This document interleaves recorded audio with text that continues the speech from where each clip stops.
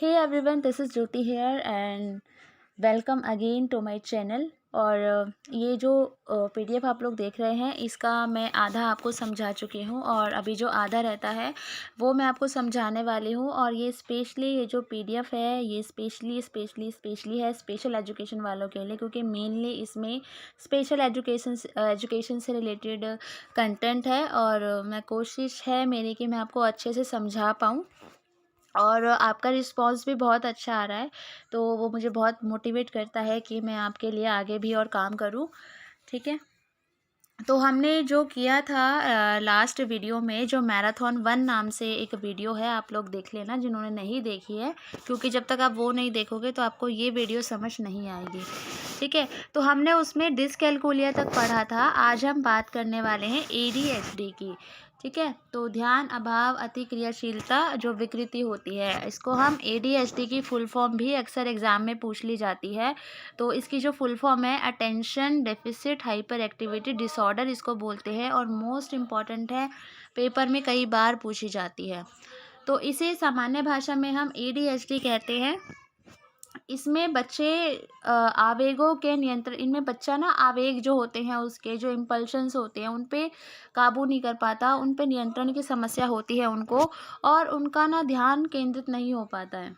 ठीक है, वो एक जगह पे कंसंट्रेट नहीं कर पाते हैं और इस वजह से वो क्लास में ना मतलब इनडिसिप्लिन क्रिएट करते हैं, और उससे जो अगर आप बच्चे को पढ़ा रहे हैं टीचिंग में दिक्कत आती है, टीचिंग में बाधा उत्पन्न होती है।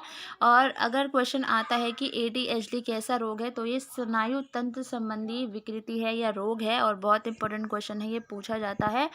ठीक है, तो जिसमें सामान्य स्तर का असामान्य स्तर का ध्यान, आवेग तथा अतिक्रियाशीलता सम्मिलित होती है इसके अंदर। ये बच्चे संवेगात्मक रूप से अस्थिर होते हैं, मतलब इनका जो इमोशनली बैलेंस होता है वो ठीक नहीं होता है, अस्थिर होते हैं, कभी पल में हंसना, रोना, गुस्सा करना, अब बिल्कुल एकदम अटेंशन पाने के लिए कुछ चीज़ें करना। तो इस तरीके से ये बच्चे होते हैं। और प्राथमिक स्तर में अगर हम प्राइमरी लेवल की बात करें तो यह लड़कियों से ज़्यादा लड़कों में ज़्यादा पाया जाता है ADHD। और यदि प्राथमिक स्तर के बच्चों पर हम इसका ठीक से मैनेज नहीं कर पाए, ठीक से इसको फाइंड आउट करके हमने डायग्नोज करके इसका उपचार नहीं किया हमने, तो फिर ये आगे तक ये प्रॉब्लम जा सकती है बच्चे के। इस विकार के लिए जैविक कारक जिम्मेदार नहीं होते हैं। ठीक है, जो हमारे जो जैविक कारक होते हैं वो इसके लिए जिम्मेदार नहीं होते हैं, तो बल्कि कुछ आहार संबंधी कारक, विशेष रूप से भोजन के रंग व जंक फूड, तथा दूसरी ओर सामाजिक मनोवैज्ञानिक कारण जैसे घर का वातावरण, पारिवारिक विकृति जिम्मेदार माने जाते हैं। ठीक है, तो इसके लिए जो है हमारे जैविक कारक इम्पॉर्टेंट नहीं होते हैं। भोजन से रिलेटेड अगर कुछ दिक्कत है, या भोजन में जो रंग वगैरह, जो केमिकल वगैरह होता है, जंक फूड होते हैं, ये सब इसका कारण होते हैं। और इसके अलावा अगर घर का माहौल ऐसा है, घर में लड़ाई झगड़ा ज़्यादा है, या कुछ भी प्रॉब्लम्स है घर में, तो उससे भी बच्चे के लिए ADHD करने में ज़िम्मेदार होती है। तो ADHD के लक्षण क्या है, आप किस तरीके से पहचानेंगे अपनी क्लास में ADHD वाले बच्चे को? तो वो कही गई बात को, अगर आप कुछ बात कह रहे हैं तो वो बच्चा पूरी नहीं सुनेगा। दूसरा है, अगर आप उसको कोई इंस्ट्रक्शन देंगे तो वो उसका पालन नहीं करेगा। अ, इसका एक एग्जाम्पल देके समझाती हूँ। मेरी क्लास में भी एक लड़की है, मतलब बात पूरी नहीं सुनती है, और कुछ बोलो तो मतलब उसका ठीक से, मतलब हर उसमें एक लक्षण है। तो वही है, अभी मुझे पता है तो मैं धीरे धीरे काम करती हूँ डेली उसके ऊपर। तो यही चीज़ है कि अगर हमें पता होंगे कारण तभी हम उनके ऊपर काम कर पाएंगे, अदरवाइज़ हम उनके ऊपर काम नहीं कर पाएंगे। और कार्य व खेल आदि में ध्यान की कमी होती है, और सामान खो देते हैं, अपनी जो स्टेशनरी होती है। इसके अलावा भारी उत्तेजना का शीघ्र प्रभाव होता है, जैसे मान लो कोई चीज़ एकदम सडनली ऐसे आई तो वो शीघ्र मतलब प्रभाव पड़ता है उनके ऊपर। ठीक है, बाहरी उत्तेजना का। बाहरी उत्तेजना एक होती है इंटरनली होती है, एक बाहरी उत्तेजना कोई बाहर से कोई कुछ बोले कि चलो हम खेलने चल रहे हैं, तो इस वो शीघ्र प्रभाव पड़ेगा कि हाँ चलो चलो हम खेलने चल रहे हैं। तो बाहर से अगर कोई उसे उत्तेजित करता है तो भूलने की समस्या इनके अंदर होती है, और इन्हें ना सदैव मतलब बेचैनी सी बनी रहती है, और ये हाथ पैर की उंगलियां चलाते रहते हैं, और कक्षा में अलग अलग सीटों को चेंज करते हैं। ऐसे बच्चे आपने बहुत से देखे होंगे। लेकिन हम ऐसा भी नहीं मान सकते कि ये बच्चा ADHD से ग्रसित है। हमें बहुत बारीकी से उसको फाइंड आउट करना है कि नॉर्मली बच्चे सीटें बदलते हैं दोस्तों के पास बैठने के लिए, तो ऐसा नहीं है कि वो बच्चा ADHD हो जाएगा। ठीक है, तो बहुत हमें पूरा ये इनमें से कुछ 4-5 लक्षण अगर किसी के अंदर है तो हम ये मान सकते हैं कि हाँ बच्चा ADHD से ग्रसित है। स्वचालित व्यवहार करना, अपने आप से कुछ व्यवहार करते हैं ये लोग और बहुत जल्दी-जल्दी बात करते हैं और पहले सवाल शुरू होने से पहले ही उत्तर दे देते हैं। मतलब सॉरी क्वेश्चन जो है वो पूरा होने से पहले ही आंसर कर देते हैं और अपनी बारी का तो इंतज़ार कर ही नहीं पाते हैं, पहले मैं इस तरीके से मतलब लाइन में भी पहले आगे लगेंगे, बीच में से ऐसे मार-धाड़ करते हुए और दूसरों की बात को सुनते ही नहीं हैं और बीच में ही काट देते हैं। तो ये एडीएचडी के लक्षण हैं। अब इसमें आप उपचार कैसे कर सकते हैं इसको, ठीक है? तो यह सूत्र प्रयोग किया जाना चाहिए। एक यहाँ पे सूत्र है जो कि विराम लें, ठीक है? थोड़ा ठहरें, चिंतन करें और कार्य करें। तो इसमें ये एक सूत्र कार्य करता है स्टॉप, थिंक एंड एक्शन। ठीक है? स्टॉप मतलब आप पहले रुक जाइए 2 मिनट, एकदम ही विचार मत कर लीजिए कि हाँ भाई ये बच्चा एडीएचडी से, पहले रुकिए। चिंतन कीजिए कि हाँ इसके अंदर कौन कौन से लक्षण हैं। एक आधे लक्षण से आप नहीं फाइंड आउट कर सकते कि बच्चा एडीएचडी से ग्रसित है। और जब आपको लगे कि आप चिंतन कर लें, आपको बिल्कुल कंफर्म हो जाए, देन उसके बाद आप कोई एक्शन ले सकते हैं। दूसरा है एकाग्रता समय के साथ साथ मेल बैठाने के लिए, एक कार्य को पूरा करने के लिए आवंटित समय को घटाना और चरणबद्ध तरीके से, ठीक है? तो इसमें यही है, अगर बच्चे को आप कोई काम दे रहे हैं तो उसको घटाते जाओ टाइम को। जैसे मान लो बच्चा है, धीरे काम करता है क्लास में वो, तो हमने बोला कि 1 घंटे में काम, फिर हमने उसे 50 मिनट किया, फिर 40 मिनट, तो हमने जो उसे काम दिया उसको धीरे-धीरे हमें कम करना है ताकि बच्चा एकाग्रता मतलब ला पाए, ठीक है? वो जो ले एकाग्रता मतलब और बच्चों के साथ वो तालमेल उस चीज़ का बिठा पाए। तीसरा है शिक्षक के निकट ही इसके बैठने की व्यवस्था की जाए, जो कि नॉर्मली मैं भी, मेरी क्लास में कुछ बच्चे हैं जिनको मतलब स्पेशल अटेंशन की ज़रूरत है। मैं उनको बिल्कुल मेरे डेस्क के तीनों तरफ मैंने डेस्केज़ लगाए हुए हैं, तो वहाँ मैं उनको बैठाती हूँ। और उसमें भी एक इंटेलिजेंट बच्चा है जो उसको समय-समय पे गाइड करता है। इस तरीके से मैंने जो सीटिंग अरेंजमेंट है अपनी क्लास में किया हुआ है और आप लोग भी जो इन जिनमें जो टीचर्स हैं अभी जो वीडियो देख रहे हैं वो लोग भी इसे फॉलो कर सकते हैं या जो बनेंगे। It's just a kind of suggestion from my side. Okay, जो फोर्थ है वो है खिड़की व द्वार से दूर बैठाया, क्योंकि अगर देखो खिड़की और दरवाजे के पास बैठाओगे तो इनका ध्यान बाहर ही रहेगा। तो इन्हें कोशिश कीजिए कि अपने आसपास ही बैठाएं और काम करने के लिए इन्हें अधिक से अधिक समय दें, क्योंकि हड़बड़ी में तो ये खैर कुछ कर ही नहीं पाएंगे, बहुत जल्दी पता नहीं क्या कर देते हैं।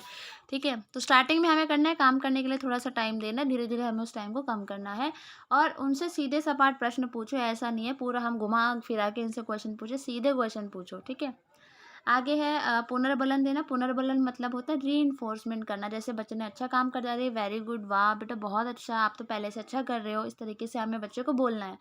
इसके बाद है रिटलिन नामक दवा एकाग्रता में वृद्धि करती है लेकिन विकार को ठीक नहीं कर पाती। एक दवा भी होती है रिटलिन नामक, तो ये कंसंट्रेशन पावर को बढ़ाती है लेकिन ये पूरी तरीके से एडीएचडी को कम नहीं कर सकती है। ठीक है, अनुपयुक्त व्यवहार पर ध्यान देना। तो बच्चा अगर कुछ अलग से बिहेवियर कर रहा है तो हमें उस पर ध्यान करके उसे तुरंत करेक्ट करवाना है।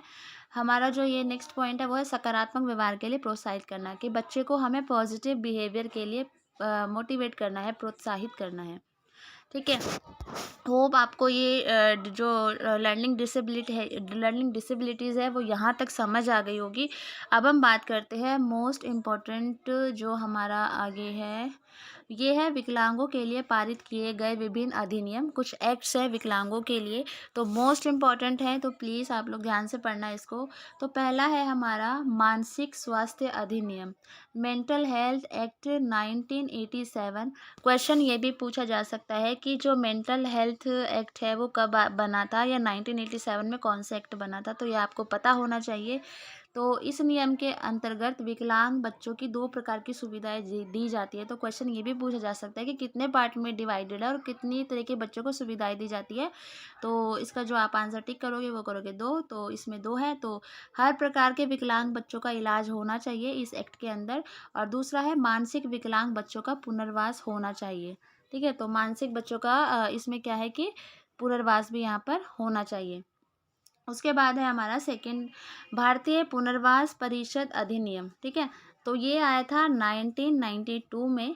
तो इसमें क्या हुआ था कि आरसीआई की स्थापना की गई। तो इसके अंदर आरसीआई की स्थापना की गई थी, जो पेशेवर व्यक्ति विकलांगों के पुनर्वास के लिए कार्य करेंगे उन्हें प्रशिक्षण की सुविधाएं दी जाएंगी। ठीक है, तो पेशेवर व्यक्ति विकलांगों के पुनर्वास के लिए कार्य करेंगे, ठीक है। तो यहाँ पर जो पेशेवर व्यक्ति जो हैं, जो विकलांग है, जो पेशेवर व्यक्ति हैं, उनके पुनर्वास के लिए कार्य करेंगे और उनको वो ट्रेनिंग भी देंगे। इसके अलावा सन 2000 में इस एक्ट में कुछ चेंजेस किए गए थे, कुछ संशोधन किए गए थे। तो वो संशोधन क्या थे कि सामाजिक न्याय व अधिकारिता मंत्रालय के अंतर्गत यह एक संवैधानिक निकाय है, ठीक है। अब उसके बाद है भारतीय परिषद संशोधित अधिनियम 2000, आरसीआई अमेंडमेंट 2000। तो इस अधिनियम में प्रावधान किया गया कि भारतीय पुनर्वास परिषद उन पेशेवर व्यक्तियों के लिए अनुसंधान की सुविधाएं प्रदान कराएगी जो विकलांगों के क्षेत्र में कोई भी अनुसंधान कार्य करना चाहते हैं। तो इसके अंदर यही है कि कोई अगर व्यक्ति है, तो वो विकलांगों के कुछ एरिया में अगर वो कोई रिसर्च करना चाहता है तो उनको ट्रेनिंग प्रोवाइड करवाना, ठीक है। इस एक्ट का जो था मेन मोटो था। उसके बाद हमारा थर्ड है विकलांग अधिनियम, विकलांग व्यक्ति अधिनियम, पीडब्ल्यूडी एक्ट 1995, ठीक है। तो इसमें ये जो है अधिनियम, ये है तो 1995, लेकिन ये लागू हुआ था 1996 में। तो इस अधिनियम में 7 प्रकार की जो है नियोक्ताएं शामिल की गई थी। तो ये पूछा भी जाता है। तो इसमें पहला था अंधापन, और दूसरा है अल्प दृष्टि, तीसरा है श्रवण बाधित, चौथा है गामक बाधा, फिर पांचवा है निवारण योग्य कुष्ठ रोग, इसे हेल्सन की बीमारी भी कहा जाता है। इंपॉर्टेंट क्वेश्चन है। क्वेश्चन ये भी पूछा जाता है कि जो लेप्रोसी है, जो जो कुष्ठ रोग है, उसको और क्या कहते हैं? उसको हेल्सन का रोग भी कहा जाता है। तो इससे त्वचा पर धब्बे हो जाते हैं और त्वचा पर संवेदना का अभाव होता है। मतलब जहाँ पर भी ये त्वचा पर धब्बे होते हैं, उस धब्बे पे आप कुछ भी करो तो कुछ फील नहीं होता, लाइक जैसे कहीं किसी ईचिंग वगैरह कुछ नहीं होती है, सुन्न होता है। वो जो स्किन होती है ना, जहाँ पे धब्बे होते हैं, वो बिल्कुल सुन्न हो जाती है वो स्किन। उसके बाद है मानसिक मंदता, यह एक बौद्धिक असमर्थता का कारण है, मेंटली जो रिटार्डेशन होता है। सेवन्थ है हमारा मानसिक बीमारी, जो मेंटल इलनेस होती है। मानसिक रूप से बीमार लोगों के आचरण पर अचेत उद्देश्य का असर अधिक पड़ता है, ठीक है। उसके बाद है उपरोक्त 7 प्रकार की नियोक्ता के लिए केंद्र सरकार, राज्य सरकारें व स्थानीय सरकारें समान अवसर देती है, जैसे कि शिक्षा, व्यवसायिक प्रशिक्षण, रोजगार, आरक्षण, वित्तीय सहायता एवं आवास। तो ये सब हमारी जो गवर्नमेंट है, सेंट्रल और जो डिस्ट्रिक्ट लेवल है, या हमारी जो सेंट्रल है और स्टेट लेवल की जो हमारी जो गवर्नमेंट है, वो इनके अंदर जो भी नियोक्ताएं आती है, उन सबको एजुकेशन में, फाइनेंशियली में, सब में हेल्प करती है। उसके बाद हमारा है चौथा राष्ट्रीय न्यास अधिनियम 1999। तो यह न्यास एक संवैधानिक निकाय है। देखो इसमें मेनली अभी क्या है कि आपका एंट्रेंस टेस्ट है, ठीक है। तो अभी मेरी कोशिश है, क्योंकि मोस्टली बच्चे, मुझे नहीं लगता कि थोड़ी बहुत कुछ ही लोगों को नॉलेज होगी इन सब चीज़ों की, क्योंकि मोस्टली ग्रेजुएट हैं और ये सब चीज़ें शायद नहीं पढ़ी हो किसी ने कभी, है ना। तो इसलिए मैं थोड़ा सा इसको डेप्थ में पढ़ा रही हूँ, ताकि आपको एटलीस्ट थोड़े से कॉन्सेप्ट भी क्लियर होने चाहिए आंसर को फाइंड आउट करने के लिए। तो इतना परेशान होने की ज़रूरत नहीं है कि इतना सारा कैसे याद करेंगे। तो आप देखो मेनली आपको करना क्या है कि आप सन याद कर लो, क्योंकि ये पूछे जाते हैं। सन याद कर लो और एक्ट कौन सा है वो याद कर लो, ठीक है। और उसके अंदर तो थोड़ा इतना डेप्थ में कम ही आएगा, तो इतना मतलब टेंशन लेने की ज़रूरत नहीं है। जैसे यहाँ पर पूछा गया है कि 7 नियोक्ताएं शामिल की गई है, तो वो 7 नियोक्ताएं आपको ज़रूर पता होनी चाहिए। मान लो आपको 4 नियोक्ताएं दे दी और उनमें से पूछ लिया कि इनमें से कोई एक ऐसी है, एक बताओ जो पीडब्ल्यू एक्ट 1995 में शामिल नहीं है। तो आपको जब सातों पता होंगी तब आप उस आंसर को फाइंड आउट कर पाओगे। तो इसलिए इसको थोड़ा सा डेप्थ में पढ़ा रही हूँ। और इसको रिवीजन प्लीज़ ज़रूर कर लेना, या तो मेरी वीडियो से इसको रिवाइज कर लेना, या आप पीडीएफ मैंने टेलीग्राम पे डाला हुआ है, वहाँ से आप लोग इसे पढ़ के खुद से भी रिवीजन कर सकते हो। और प्लीज़ कोई वर्ड इसमें कुछ समझ ना आया हो तो आप लोग मुझसे कमेंट सेक्शन में पूछ सकते हो, क्योंकि इसमें हिंदी है, तो मुझे लगता है हिंदी सबको अच्छे से आती होगी। बट फिर भी किसी शब्द को आपको समझने में दिक्कत हुई हो और मैं बताना भूल गई हूँ बीच में, तो प्लीज़ मुझे कमेंट सेक्शन में पूछ लेना, मैं बता दूँगी, ठीक है।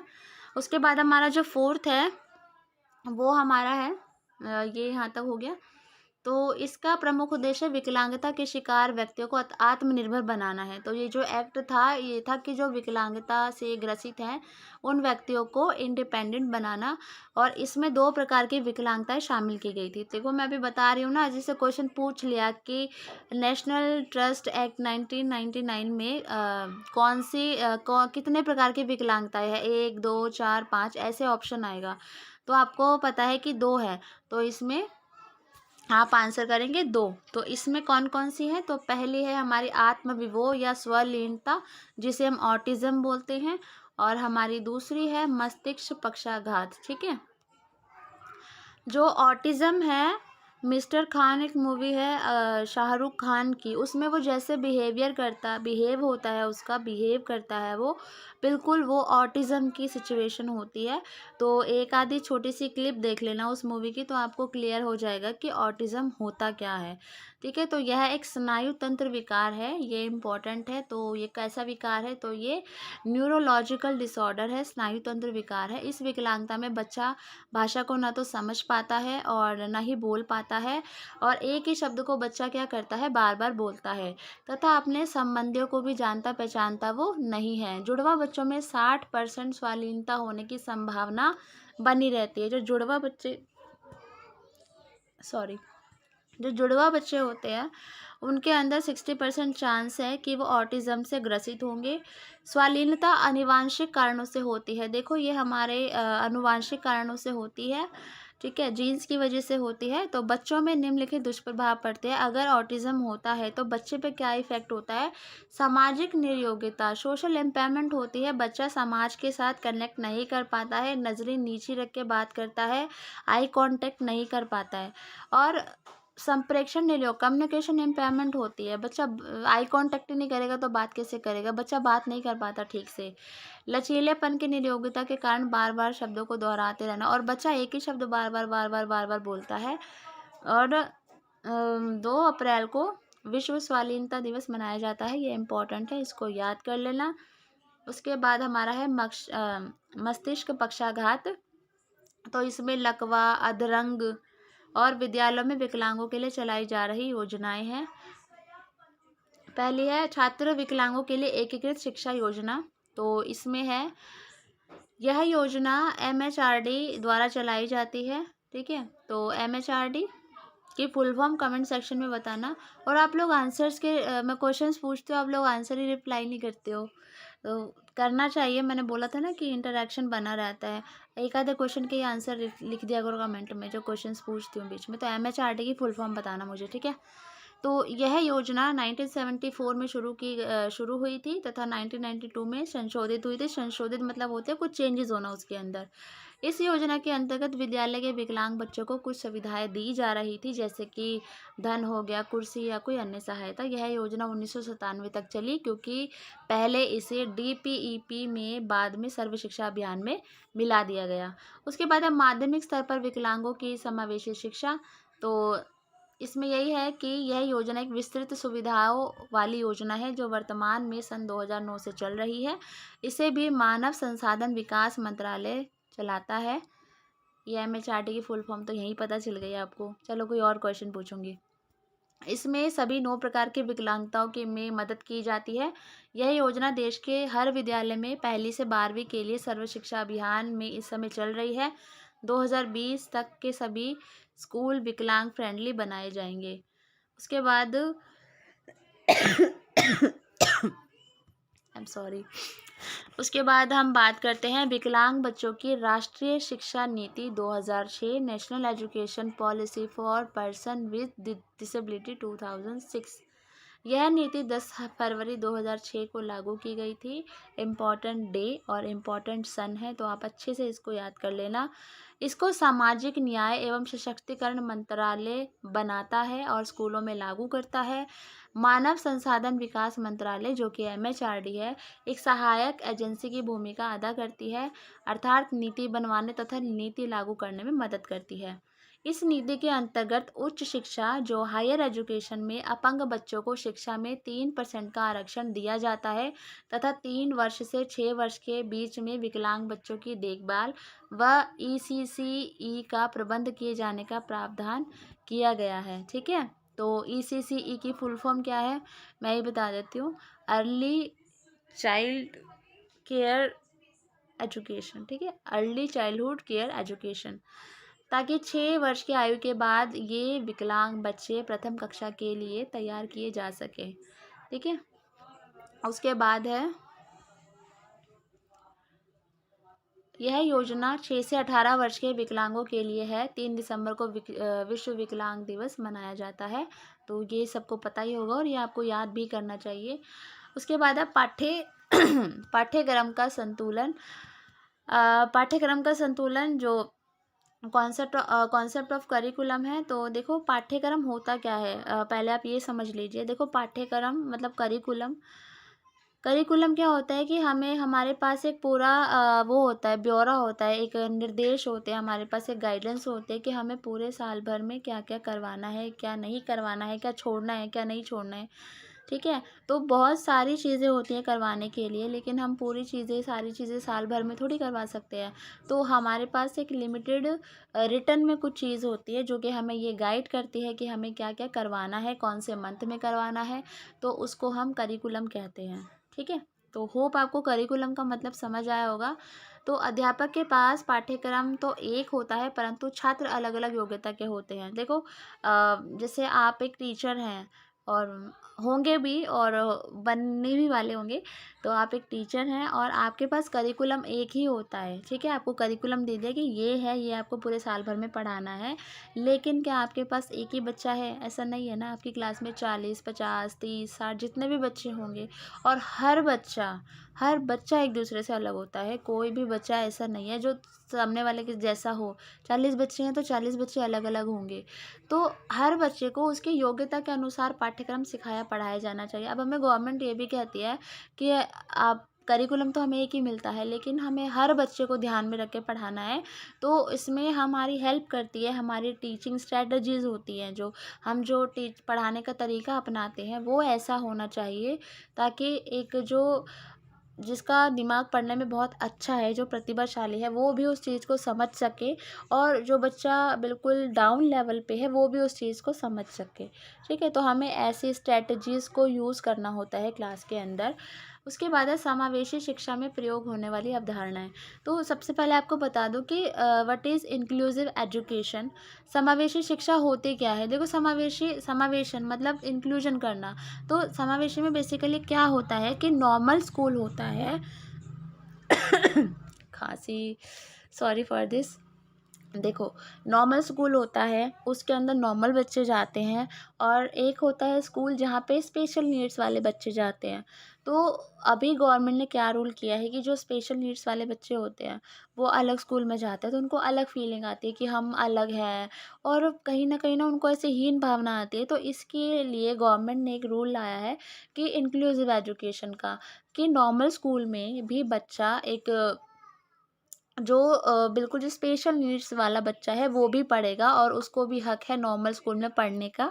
इसी को इंक्लूसिव एजुकेशन का कॉन्सेप्ट दिया गया है। हर तरीके का बच्चा साथ पढ़ेगा। ठीक है, एक छोटा सा मतलब मैं एक एग्ज़ाम्पल देना चाहूँगी यहाँ पे। जब मेरा जो टीचिंग एक्सपीरियंस प्रोग्राम था मेरा, जब मैं फर्स्ट ईयर में थी डाइट के, तो मुझे इंक्लूसिव एजुकेशन का हमारा जो सिलेबस में था वो था सेकंड ईयर में। फर्स्ट ईयर में कभी मैम ने पढ़ाया ही होगा तो उतना ध्यान वान नहीं था पढ़ाई में, उस टाइम पे कभी सुना नहीं सुना, क्या पता पढ़ाया भी हो।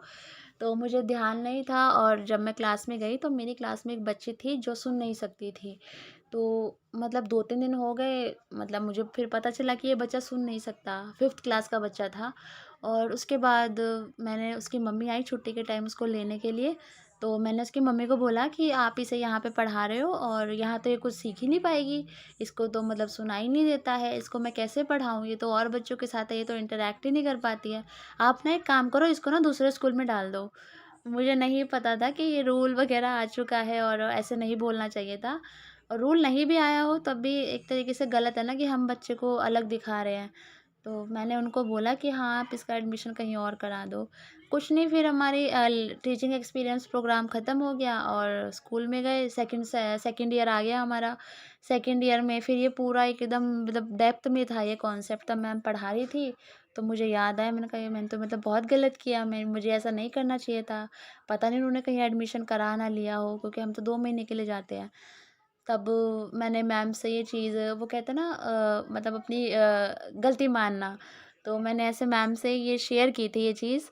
तो ये मेरी गलती रही थी एक, तो इसलिए क्योंकि लैक ऑफ नॉलेज, तो इसलिए आपको ये चीज़ मैं बता रही हूँ कि हमें हर बच्चे को स्कूल में रखना है, किसी बच्चे को एडमिशन के लिए मना नहीं करना है, और किसी बच्चे को हमें अलग नहीं दिखाना है कि तुम मुझसे कम हो या तुम मुझसे ज़्यादा हो। हर बच्चे को हमें साथ लेके चलना है।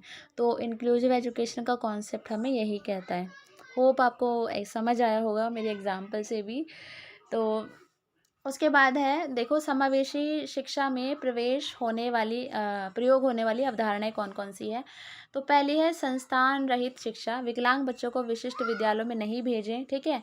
तो संस्थान रहित शिक्षा होनी चाहिए, हम बच्चों को स्पेशल विद्यालय में नहीं भेज सकते हैं, ठीक है? एक अमर ज्योति स्कूल है कड़गड़ नुमा के आस-पास दिल्ली में, तो वहाँ पे जब मैं सेकंड ईयर में थी अपने डाइट के, तो वहाँ पर हम लोग गए थे देखने के लिए कि जो स्पेशल नीड्स वाले बच्चे हैं, उनके साथ हमें कैसे इंटरैक्ट करना है। क्योंकि जब हम नॉर्मल स्कूल में जाते हैं, तो कुछ बच्चे हमारी क्लास में भी होते हैं स्पेशल नीड्स वाले, तो जब हमें पता होगा तभी हम उनको समझा पाएँगे, उनसे हम इंटरैक्ट कर पाएँगे। जैसे साइन लैंग्वेज है, जो बच्चे सुन नहीं सकते हैं, और हम उनके लिए साइन लैंग्वेज यूज़ करते हैं। तो साइन लैंग्वेज मुझे आती है, हमारे डाइट में ट्रेनिंग हुई थी इस चीज़ के लिए, क्योंकि हमारी क्लास में भी बच्चा ऐसा कोई आ सकता है जो सुन नहीं सकता बच्चा, तो उसके लिए हमें साइन लैंग्वेज यूज़ करनी पड़ेगी। तो उसके लिए वो हमें भी तो आनी चाहिए, तभी तो हम बच्चे को करा पाएँगे, ठीक है? तो ये मेन नहीं होता है इसका। तो हमें बच्चों को ऐसा नहीं बोलना कि भई आप अलग स्कूल में चले जाओ, जो कि मैंने बोला, और उस चीज़ के लिए मुझे बहुत दुःख भी है कि नहीं बोलना चाहिए था, बट वो लैक ऑफ नॉलेज ऐसा हो गया। उसके बाद है हमारा सामान्यीकरण, जो कि नॉर्मलाइज़ेशन, तो विकलांग बच्चों को सामान्य बच्चों के साथ हमें पढ़ाना है। और तीसरा है हमारा न्यूनतम प्रतिबंधित पर्यावरण, सामान्य विद्यालयों में पढ़ते समय विकलांग बच्चों के मार्ग में आने वाली बाधाओं को न्यूनतम कर देना।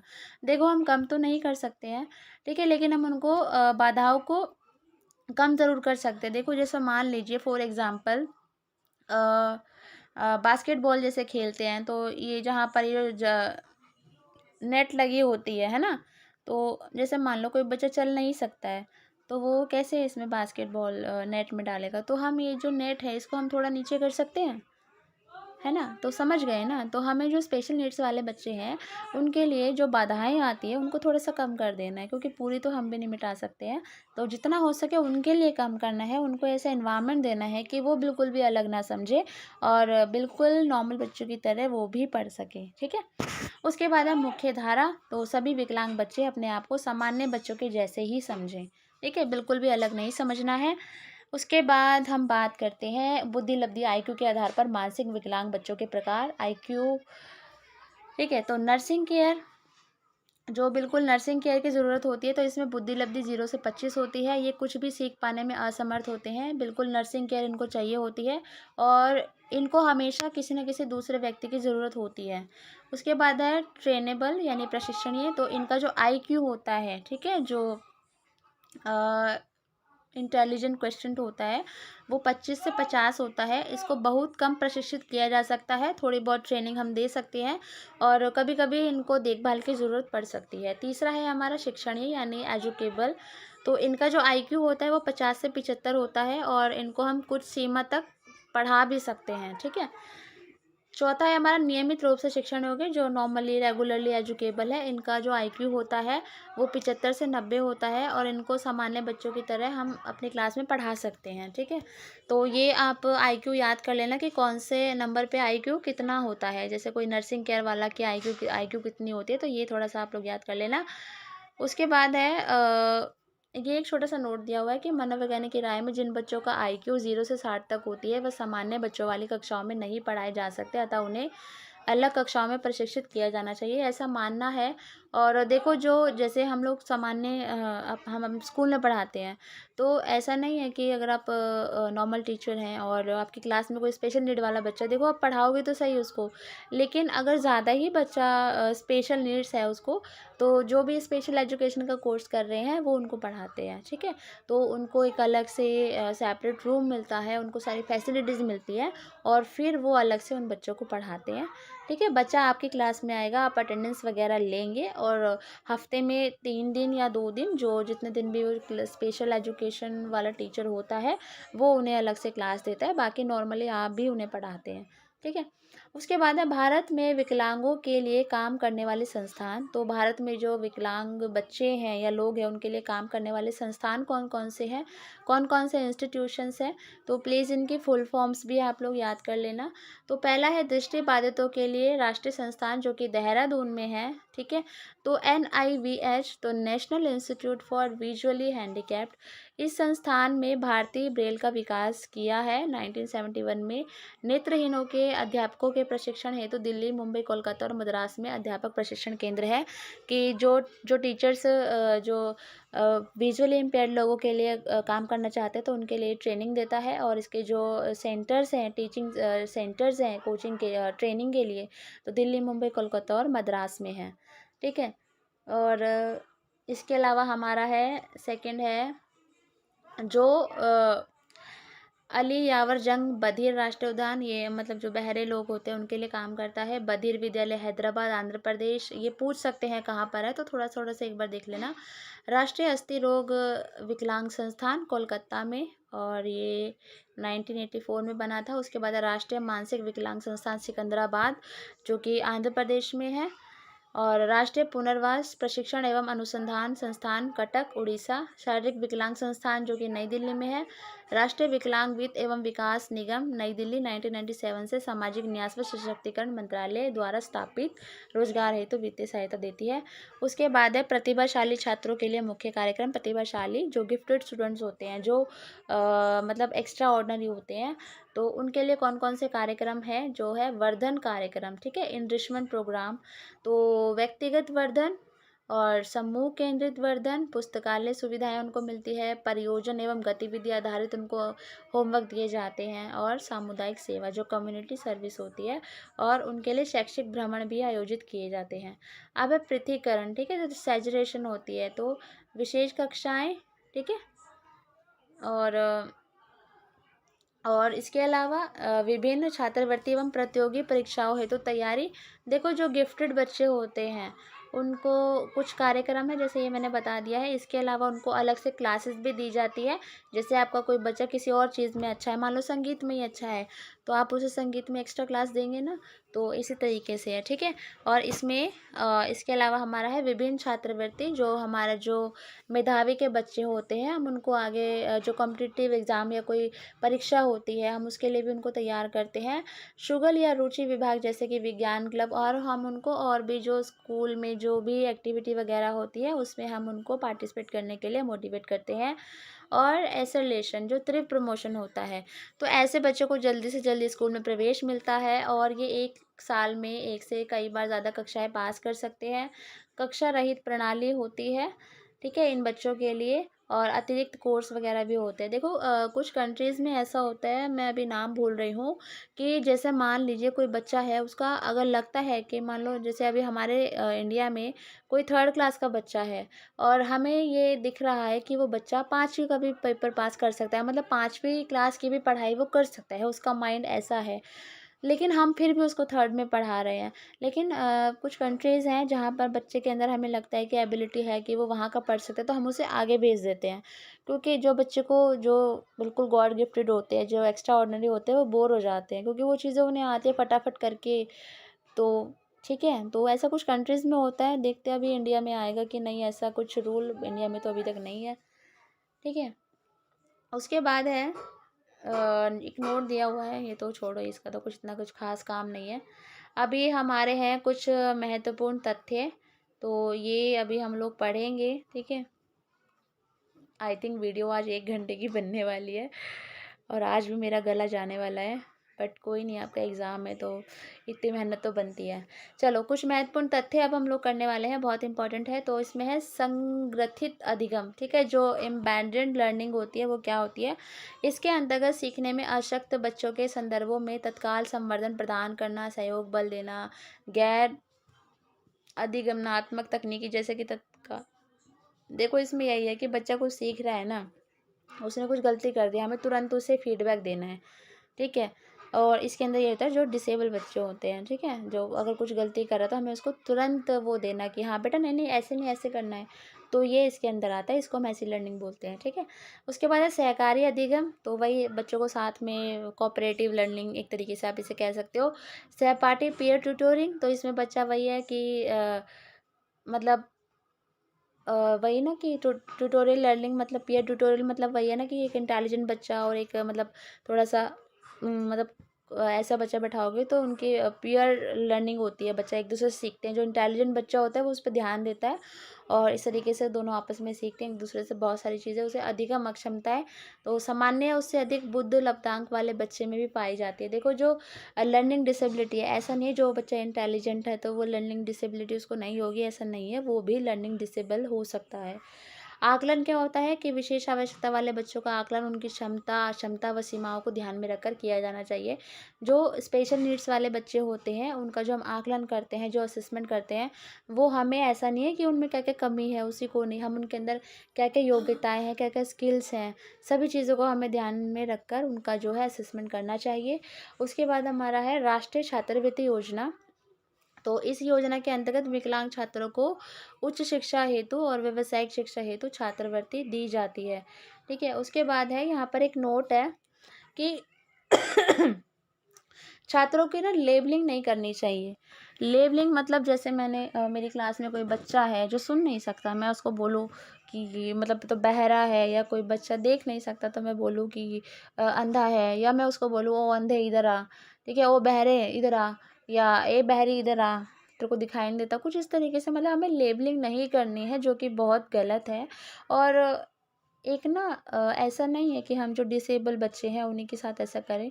और नॉर्मल स्कूल में भी होता है, कोई बच्चा बहुत मोटा है, वो डिसेबल नहीं है लेकिन फिर भी ये रे मोटे इधर आ, तो मोटी है, तो बिल्कुल किसी तरीके से हमें उसके लेबल नहीं करना बच्चे को, ठीक है। कोई पतला मोटा लंबा छोटा नाटा जैसा भी है उसके नाम से उसको बोलिए, ठीक है। बीइंग अ टीचर हमारे अंदर ये चीज़ होनी चाहिए कि हम बच्चे की लेबलिंग ना करें, ठीक है।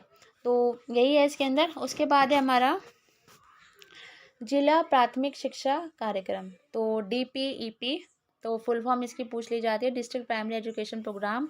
यह कार्यक्रम देश के अति पिछड़े 150 से अधिक जिलों में विकलांग लड़कियों व अनुसूचित जाति व जनजाति बच्चों व उनके निवास स्थान के निकट प्राथमिक शिक्षा उपलब्ध करवाता है। यह 1994 में शुरू हुआ था। ये पूछा भी जाता है कि कब शुरू हुआ था, तो ये 1994 में शुरू हुआ था। अब है मोस्ट इम्पॉर्टेंट जो फैक्ट्स हैं वो हम पढ़ने वाले हैं। तो डिसलेक्सिया मैंने बता दिया है आपको, डिसलेक्सिया बताया था ना कि पठन निरोगिता अथवा पठन वैकल्य है, जैसे कि डी को बी पढ़ना, सौ को वॉस पढ़ना, एम को डब्ल्यू पढ़ना। और डिसलेक्सिया में क्या होता है कि मस्तिष्क के दोनों गोलार्ध ठीक से काम नहीं करते हैं। डिसग्राफिया ग्राफ करने से रिलेटेड है, मैंने बताया था कि राइटिंग प्रॉब्लम है, spelling, handwriting and organizing ideas. Dyscalculia मैंने मैथ से रिलेटेड बताया था। प्लीज़ मैराथन 1 से एक वीडियो है, आपको थंबनेल में दिख जाएगा, उसको प्लीज़ देख लेना, मैंने ये पूरा अच्छे से बताया है उसके अंदर। उसके बाद हमारा फोर्थ है हाइपर एक्टिविटी, ध्यान का अभाव, लेक ऑफ कंसंट्रेशन इसके अंदर होता है। ऑटिज़म मैंने बता ही दिया है, एक बार मिस्टर खान, आई थिंक वो मूवी है शाहरुख खान की, एक बार देख लेना आप, थोड़ी सी, पूरी मत देखना, एक आधी क्लिप देख लेना कोई छोटी सी, तो उससे आपको आइडिया हो जाएगा कि किस तरीके से ऑटिज़म से बच्चा पीड़ित होता है। अब बात करते हैं डिस्प्रेक्सिया। डिस्प्रेक्सिया में क्या होता है, यह ज्ञानेंद्रिय एकीकरण अक्षमता है, ठीक है, जिसके कारण बच्चा हाथ व आंखों में समन्वय नहीं रख पाता, जैसे पेंसिल न पकड़ पाना या बटन बंद न कर पाना, ठीक है। तो ये हमारी ज्ञानेंद्रिय से रिलेटेड होती है, ठीक है। ज्ञानेंद्रिय पता है ना कितनी ज्ञानेंद्रिय होती है, 5 ज्ञानेंद्रियाँ होती हैं, कौन कौन सी होती है कमेंट सेक्शन में बताओ। तो वो उनमें कोऑर्डिनेशन नहीं बिठा पाता, तो कौन सी ये डिसेबिलिटी है, तो डिस्पेक्सिया है। उसके बाद है डिस्फेजिया या द्योतक भाषा विकार। डिस्फेजिया फ फ ऐसे फ से याद कर लो कि कुछ ओरली होता है, तो ये बोलने से रिलेटेड है, ओरल लैंग्वेज डिसेबिलिटी है। तो इसमें क्या होता है कि यदि किसी संप्रेषण में असमर्थ बालक की बात आपको समझ नहीं आती, तो आप उस बात को समझ आने का अभिनय कीजिए और उससे क्या कहा जाए अंदाज़ा लगाए। इसमें देखो होता क्या है कि बच्चा तुतलार कर बोलता है, डिस्फेजिया ठीक से नहीं बता पाता है अपनी बातें, ठीक है।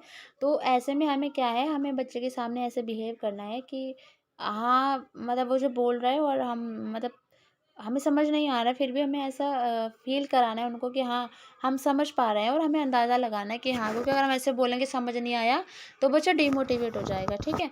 उसके बाद हमारा है डिस्थीमिया। ये इम्पॉर्टेंट लर्निंग डिसेबिलिटीज़ है, मोस्ट इम्पॉर्टेंट है, तो ये आपको ज़रूर करनी है। अब है डिस्थीमिया, तो मूड डिसेबिलिटी है, एक अवसाद जो भावनात्मक विकृति है, तो ये एक डिप्रेसिव मूड है, मूड से रिलेटेड है। और उसके बाद है डिसमेमोग्राफिया, स्मृति दोष है, ठीक है, मेमोरी डिसेबिलिटी है। और सारे ही इंपॉर्टेंट है, बट जो स्टार्टिंग में 4 कराए थे वो मोस्ट इंपॉर्टेंट है। डिस्ग्राफिया, डिसकैल्कुलिया और डिसलेक्सिया, ये 3 मोस्ट इंपॉर्टेंट है। ये तो पूछे ही पूछे जाएंगे, इसके अलावा ये भी आप लोग कर लेना। उसके बाद है हमारा ऑटोटेक्सिया। ऑटोटेक्सिया श्रवण बाधा है, सुनने में दिक्कत आती है इसमें बच्चों को, ठीक है। उसके बाद हमारा है द्विध्रुवीय, जो बायपोलर होता है, तो ये एक मानसिक अवसाद व उन्माद है। अब है मोनोप्लेशिया, एक हाथ या एक पैर प्रभावित होता है इसके अंदर। पैरापेल्सिया, तो दोनों हाथ या दोनों पैर इसमें अफेक्ट होते हैं। उसके बाद है हेमीपेल्सिया, तो इसमें क्या होता है कि एक तरफ का हाथ और पैर प्रभावित होते हैं, ठीक है। अब है क्वाड्रीपेल्सिया, दोनों हाथ और दोनों पैर चारों प्रभावित होते हैं। अंग विच्छेदन, अम्पल्टेशन इसको कहते हैं, ये थोड़ा सा अंग विच्छेदन, ये तो मुझे भी देखना पड़ेगा गूगल पे। चलो ये देख के बताना, बाकी मैं इसको कमेंट में डाल दूँगी था क्या ये, ठीक है। इसका मुझे भी थोड़ा सा आइडिया नहीं है। उसके बाद है हमारा एपिलेप्सी, तो ये है कम्वल्सिव डिसऑर्डर। इसमें व्यक्ति को मिर्गी के दौरे दौरे पड़ते हैं। हमारा 18 नंबर पे है ग्लूकोमा, तो ग्लूकोमा में नेत्रों में उच्च दाब से रेटिना का क्षतिग्रस्त होना कहलाता है। 19 है हमारा कैटरेक्ट, तो मध्य वृद्धावस्था में नेत्र रोग होता है। उसके बाद 20 है गामक बाधा, जो लोकोमोटर डिसेबिलिटी होती है, इसके अंदर हमारा पोलियो, हाई बीपी, प्रसव के दौरान ये सब हो सकता है, ठीक है।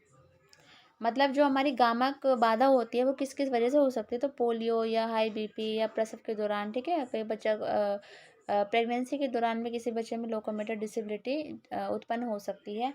उसके बाद है हमारा 21 पे मानसिक बाधा, जो मेंटल डिसेबिलिटी होती है, तो यह गर्भावस्था के दौरान हो सकता है। मधुमेह, ट्राइसोमी, प्रसव जन्म, स्मॉल ब्रेन चोट, पीलिया, एनोक्सिया।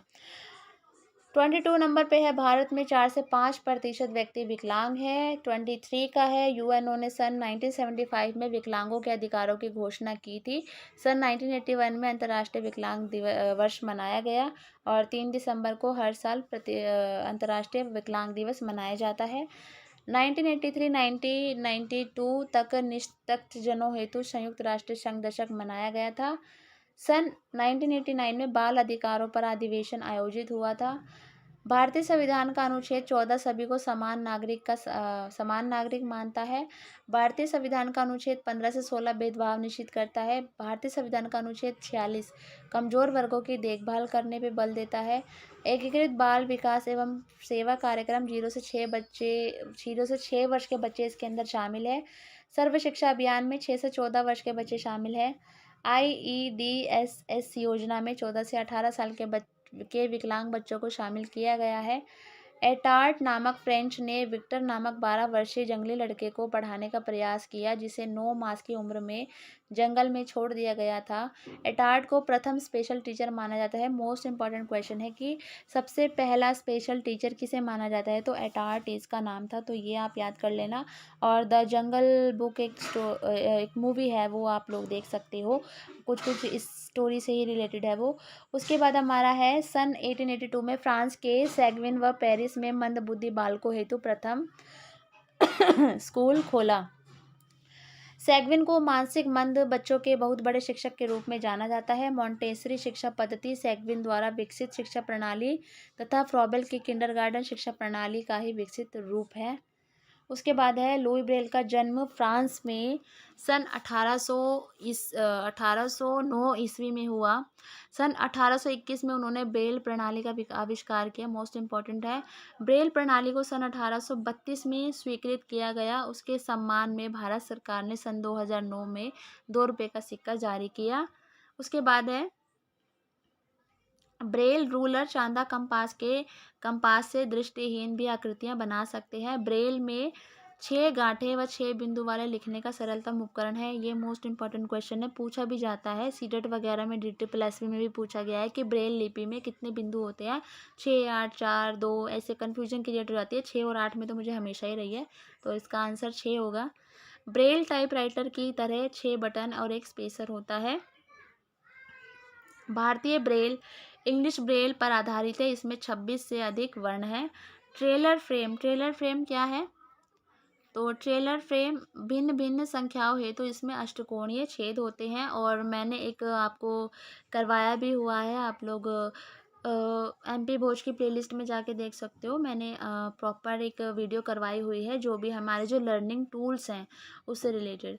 उसके बाद है दृष्टि बाधितों के लिए उपकरण। तो दृष्टि बाधितों के लिए कौन कौन से उपकरण है? ब्रेल है, टॉकिंग कैलकुलेटर है, अबेकस है, ठीक है। हेल्प और नंबर कॉन्सेप्ट में बहुत हेल्प करता है अबेकस और कैलकुलेशन, ये जो हमारा कैलकुलेटर है, जो स्टॉकिंग कैलकुलेटर है। उसके बाद हम अबेकस की बात करते हैं। अबेकस यंत्र या गिन तारा जिसे हम कहते हैं, एक चौखटा होता है जिसमें कई तार लगे होते हैं। तो अबेकस तो आपको पता ही होगा, इस टाइप से कुछ होता है। और इनमें मूंगे के या लकड़ी के मनके लगे रहते हैं, और इसकी आगे पीछे करके बच्चा गणना कर सकता है। अब हमारा है 44 जीन पियाजे एक जीव वैज्ञानिक थे। उनका जन्म 9 अगस्त 1896 ईस्वी को स्विट्ज़रलैंड में हुआ था। इनकी जो पुस्तकें हैं, language and thought of child 1992, तो ये याद कर लेना, इनकी बुक्स भी पूछी जाती है। Concept of child 1926, moral judgement of the child 1930। इन्होंने संज्ञानात्मक विकास का सिद्धांत 1952 में प्रतिपादित किया था। इन्हें ज्ञानात्मक विकास को 4 चरणों में बांटा है। तो इनकी जो थ्योरी थी वो मेनली 4 पार्ट में डिवाइडेड थी। तो ये मोस्ट इम्पॉर्टेंट है, ये पूछा जाता है। तो पहली है जन्म से 2 वर्ष, दूसरी है 2 से 7, तीसरी है 7 से 11, और बाद में है 11 से 15। तो पहली वाली को हम संवेदी गामा कहते हैं, दूसरी वाली को पूर्व क्रियात्मक, तीसरी वाली को स्थूल क्रियात्मक, और चौथी वाली को औपचारिक क्रियात्मक। ये पियाजे की थ्योरी बहुत इम्पॉर्टेंट भी है और बहुत कन्फ्यूजिंग भी है। तो इसकी थ्योरी मैं एक बार अच्छे से समझाऊंगी, अभी आपका एग्ज़ाम निकल जाए, आगे इन फ्यूचर आपको इसकी ज़रूरत पड़े, क्योंकि पियाजे के क्वेश्चन पूछे जाते हैं। तो अभी तो आप इनके सिर्फ लेवल याद कर लीजिए, और बाद में कभी मैं डेप्थ में वीडियो बनाऊंगी तो प्लीज़ उसको देख लेना, उससे आपको क्लियर हो जाएगी इसकी थ्योरी। उसके बाद है अनुकूलन को पियाजे बुद्धिमत्ता कहते हैं, ठीक है। जो एडजस्टमेंट होती है उसको पियाजे का मानना है कि वो बुद्धिमत्ता है। उसके बाद हमारा है उसके बाद है शिशु में जन्म से जो योजनाएं पैदा होती हैं वे क्रियाशील होती हैं। पियाजे उन्हें प्रतिवर्ती क्रियाएं कहते हैं, ठीक है। ज्ञानात्मक विकास जन्म से शुरू हो जाता है, ऐसा पियाजे का मानना है। 50% बधिरता का कारण आनुवंशिकता है। अगर 50% कोई बच्चा अगर बहरा है तो उसका 50% कारण उसके जो जीन्स होते हैं। ऑडियोमीटर एक ऐसी मशीन है जिसमें श्रवण अक्षमता की जांच की जाती है। विशिष्ट विद्यालय जो स्पेशल स्कूल होते हैं वो 8 किलोमीटर की परिधि में होने चाहिए, ठीक है। Microphone sound energy converted in electronic energy, तो ये साउंड एनर्जी को इलेक्ट्रॉनिक एनर्जी में कन्वर्ट करता है। Earphone electronic energy converted in sound energy. गति संवेदी शिक्षार्थी कौन होते हैं? ये एक ऐसा शिक्षार्थी होता है जो केवल करके ही सीख सकता है, ना कि बताने और समझाने से। तो अगर गति संवेदी शिक्षार्थी कैसे होते हैं, तो ये आप बता सकते हो कि ये बोलने और समझाने से नहीं करते कोई काम, ये खुद से करके सीखते हैं, ठीक है। उसके बाद हमारा है श्रव्य दृश्य उपकरण, तो ऑडियो विजुअल एड्स। तो देखो, श्रव्य एवं दृश्य उपकरण जैसे चलचित्र हो गया, चलचित्र हम लोग उसको कहते हैं वीडियो को, और फिर टीवी है। और श्रवण उपकरण फोनोग्राम, रेडियो सिर्फ हम जो सुन सकते हैं, दृश्य श्रव्य जो हम सुन भी सकते हैं, देख भी सकते हैं। और दृश्य उपकरण जिन्हें सिर्फ हम देख सकते हैं, तो वो श्यामपट्ट, bulletin board, slides, projector, endoscope, ठीक है, और एपीडेस्कोप, संग्रहालय, ग्राफ, नक्शे, मॉडल, पोस्टर, वास्तविक वस्तु, जियो बोर्ड, ठीक है। तो ये ऐसे हैं। देखो, जो हमारे जो टीएलएम होते हैं, टीचिंग लर्निंग मटेरियल, 3 प्रकार के होते हैं, विजुअल, ऑडियो और ऑडियो विजुअल। विजुअल जिन्हें हम सिर्फ देख सकते हैं, ऑडियो जिन्हें हम सुन सकते हैं, ऑडियो विजुअल जिन्हें हम सुन भी सकते हैं और देख भी सकते हैं। तो यहाँ पे टेलीविज़न के बारे में थोड़ा बताया गया है कि टेलीविज़न तो भारत में विद्यालय टीवी का प्रारंभ आकाशवाणी ने सन 1961 में ईस्वी में फोर्ड फाउंडेशन तथा शिक्षा निदेशालय द्वारा शुरू किया गया था। दूरदर्शन के शैक्षणिक चैनल ज्ञान दर्शन का शुभ आरंभ 26 जनवरी 2000 को हुआ। तो ये एक बार याद कर लेना, इम्पोर्टेंट है। सूचना एवं प्रसारण मंत्रालय द्वारा 1982 में राष्ट्रीय सैटेलाइट इनसैट की स्थापना की और 20 सितंबर सन 2004 को एडुसेट सैटेलाइट एनसीईआरटी व इग्नू व इसरो द्वारा मिलकर स्थापित किया गया, जिसकी सहायता से दूरदर्शन पर ज्ञान दर्शन चैनल 24 घंटे शैक्षिक कार्यक्रम प्रस्तुत करता है। फिल्म में क्या होता है, गतिशीलता अतीति घटनाओं को पढ़ाने में एनसीईआरटी के पास 16 किलोमीटर की लंबी फिल्में हैं, ठीक है। एनसीईआरटी की स्थापना कब हुई थी, कमेंट सेक्शन में बताना मुझे। अब है फिल्म पट्टियाँ। फिल्म पट्टी हम पिक्चर्स को बोलते हैं, ठीक है, जो पिक्चर्स होती हैं, और चलचित्र हम वीडियो को बोलते हैं। फिल्म पट्टी होती है, आविष्कार इसका 1920 के आसपास हुआ था। द्वितीय विश्व युद्ध के दौरान 2 प्रकार की थी, मूक और सवाक, ठीक है। उसके बाद है टेप रिकॉर्डर। तो टेप रिकॉर्डर 1900 में डेनमार्क के पोल्सन ने तार से टेप रिकॉर्डर बनाया। अमेरिका ने उसमें सुधार किया तथा जर्मनी ने द्वितीय विश्व युद्ध के दौरान टेप रिकॉर्डर का प्रयोग किया, जिसमें प्लास्टिक का क्या होता था, फीता होता था, ठीक है। उसके बाद हमारा है बुलेटिन बोर्ड। तो बुलेटिन बोर्ड, इसमें हम काफ़ी सारी चीज़ें हम इसे पेस्ट करते हैं, कुछ हमें कोई नई जानकारी देनी हो, इस तरीके से स्कूल में बुलेटिन बोर्ड लगे भी रहते हैं। चलचित्र जो हमारे गति प्रदान करते हैं। चलचित्र मैंने बताया था कि मोशन पिक्चर्स या वीडियो टाइप आप इसे कह सकते हैं। तो इसमें पाठ का प्रस्तुतिकरण शुरू से अंत तक किया जा सकता है। तो पीपीटी टाइप आप इसे सोच सकते हो, ठीक है, लाइक पीपीटी होती है ना, उसमें वो चलचित्र होता है, वो चलता रहता है। रेडियो आपको पता ही है कि हम सुन सकते हैं, कोई भी अपनी खबर वगैरह हो गई है। ग्रामोफोन क्या होता है, रिकॉर्ड तैयार करके छात्रों को सुनाया जाता है, ग्रामोफोन। और अमेरिका के मिनेसोटा राज्य में 3000 से ज़्यादा स्कूलों में इससे शिक्षण होता है। लिंग्वा फोन क्या होता है, मोस्ट इंपॉर्टेंट है। लिंग्वा फोन ग्रामोफोन जैसा होता है, यह विदेशी शब्दों के उच्चारण, भाषा सीखने में, कविता शिक्षण में उपयोगी होता है। उसके बाद है चित्र विस्तारक यंत्र। तो चित्र विस्तारक यंत्र चित्र को बड़ा करके इसमें देखा जा सकता है। उसके बाद है हमारा चित्रदीप। तो चित्रदीप में क्या होता है कि ये मैजिक लालटेन है, स्लाइड का प्रतिबिंब दिखाने में प्रयोग किया जाता है। प्रोजेक्टर आपको पता ही है। फ्लैनल बोर्ड, लकड़ी के बोर्ड पर फ्लैनल चढ़ा होता है, चित्र को ड्राइंग पिन से दबाकर लगाया जाता है, आपको पता ही होगा। संग्रहालय आपको पता है, म्यूजियम वगैरह। और स्टीरियोग्राफ क्या होता है, चौड़ाई लंबाई व मोटाई दिखाई जाती है इसमें, और जैसे इमारत, मीनार, गुंबद आदि दिखाया जाता है। उसके बाद है विद्यालय प्रदर्शनी। तो आपके क्लास में, स्कूल में, जोनल लेवल पे, सेंट्रल लेवल पे, स्टेट लेवल पे, इंटर स्टेट लेवल पे, नेशनल, इंटरनेशनल स्टेट पर जो होती है एग्जीबिशंस लगाई जाती हैं। जियो बोर्ड, इस बोर्ड में समान दूरी पर कीलें होती हैं, जैसे ये बोर्ड होता है इसमें कीलें लगी होती है इसे समान दूरी पर।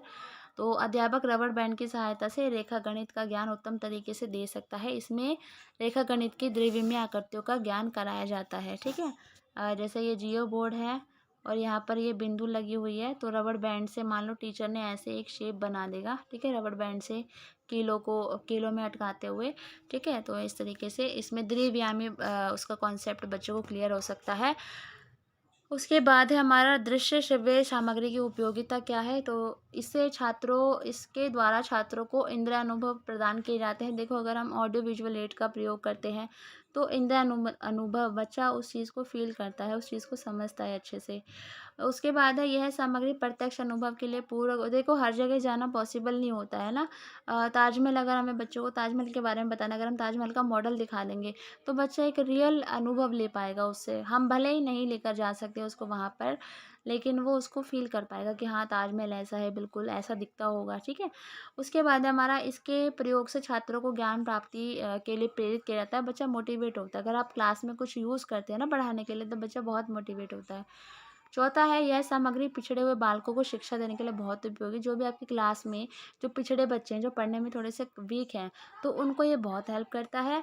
लास्ट है हमारा, सबसे प्रमुख लाभ यह है कि इसके द्वारा प्रभाव उत्पादक वातावरण वातावरण उत्पन्न किया जाता है, जिससे छात्र ज्ञानेंद्रिय अनुभव प्राप्त करता है और नवीन बातों को आसानी से वो ग्रहण कर लेता है। ठीक है, होप आपको, मेरा गला आज तो बिल्कुल गया, कंटिन्यू 1 घंटे से बोल रही हूँ और पानी भी नहीं पिया है बीच में, और तब होप आपको समझ आया होगा। और मेरी कोशिश रही है पूरी पूरी कि मैं आपको अच्छे से समझा सकूँ। और प्लीज़ प्लीज़, अगर आपको मेरी मेहनत अच्छी लगती है, मैं मेहनत करती हूँ आप लोगों के लिए कि आपका एग्ज़ाम निकल जाए, क्योंकि मॉक टेस्ट को मैंने बीच में छोड़ भी दी थी तैयारी करवानी। मुझे लगा कि मॉक टेस्ट आएगा, उससे हम लोग कुछ हेल्प ले लेंगे, कि आइडिया लग जाएगा कि किस लेवल का आता है, फिर मैं फटाफट से करा दूँगी। बट मॉक टेस्ट का मतलब मैं क्या ही बताऊँ अब, क्या ही लेवल, हम उससे क्या क्या हम लोग उससे आइडिया लें।